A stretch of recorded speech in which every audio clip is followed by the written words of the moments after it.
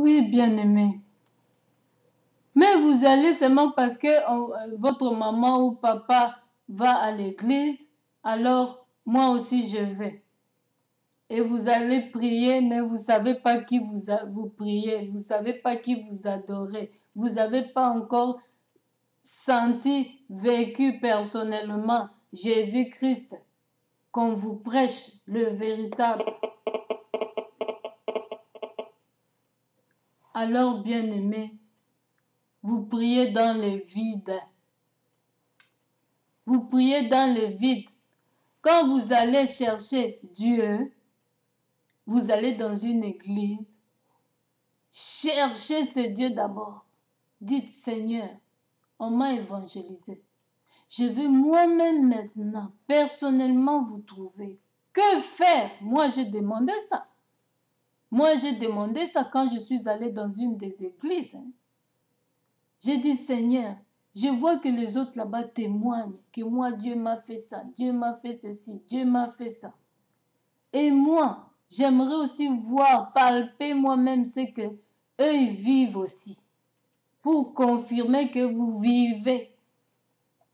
Alors, en songe, Dieu me dit, fais le jeûne de 7 jours. J'ai fait le jeûne de 7 jours, 2 jours. J'avais pris conscience de ma situation. Je maigrissais. J'étais maigre comme un clou. Et mon visage avait le masque de vieillesse. J'étais comme ça. Comme on appelle les biberons. Vous pouvez rire ceux qui aiment rire, mais je témoigne la vérité. Comme on appelle ma tokol, j'avais ça. Mon ventre, qui est maintenant ici, n'était pas. Toute mince. Toute mince. Et j'ai dit, Seigneur, moi aussi je veux vivre ta main.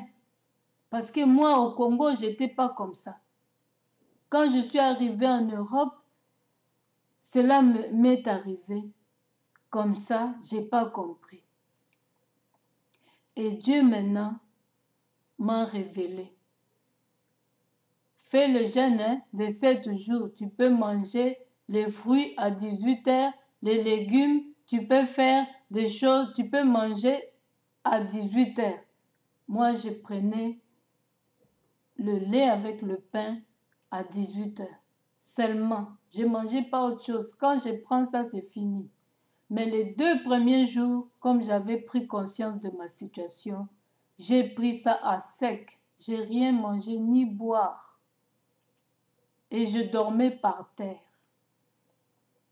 Et le 7e jour, je faisais des prières de supplication.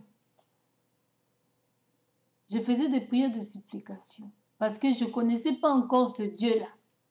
Je le suppliais d'abord. De le voir, de le rencontrer.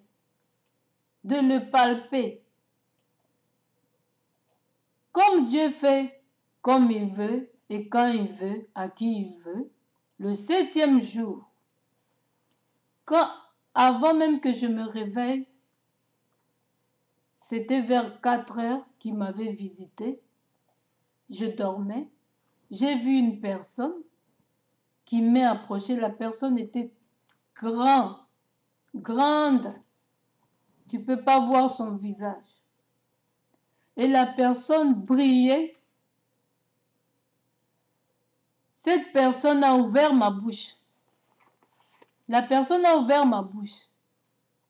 Puis, il y avait des épingles que nous, les femmes, nous mettons sur les cheveux. La personne a enlevé les épingles sur ma langue. A enlevé ça. Elle a dit, comme ça, tu pourras évangéliser. Tu pourras prophétiser. Et la personne a enlevé les épingles. Ensuite, la personne a enlevé la langue. La langue est très longue. Elle a enlevé la langue. Elle a fait sortir la langue.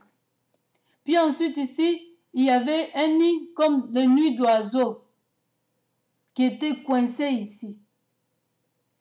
Donc, ce nid-là était pourquoi? Pour but. Fonctionnait comment? Quand je mangeais, tout se limitait là. Le nid là avalait tout. Et ça n'allait pas dans mon corps pour pas que je grossisse.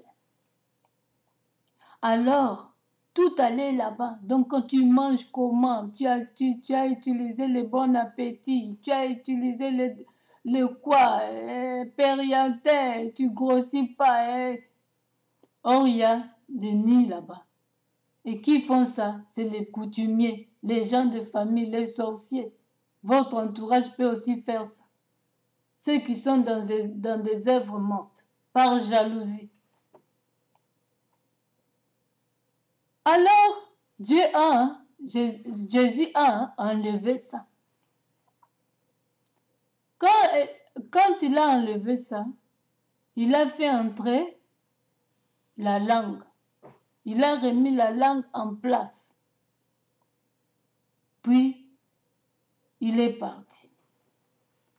Et moi, je continuais à dormir.